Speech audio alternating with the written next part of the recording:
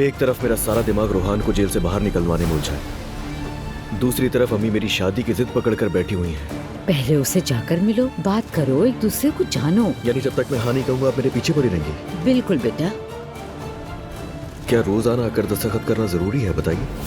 जी हाँ, कल से रोज जाकर उन्हें दस्तखत करने होंगे और यही कानून है। समझ गया। असलान, मैं नहीं जानता क्या कहूँ, तुम्हें भी इतनी जहमत दी।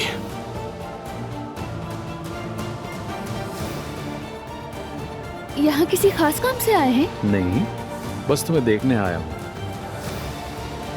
क्या करूं, इंतजार ही नहीं हुआ, इसलिए मैं दौड़ता हुआ चला आया।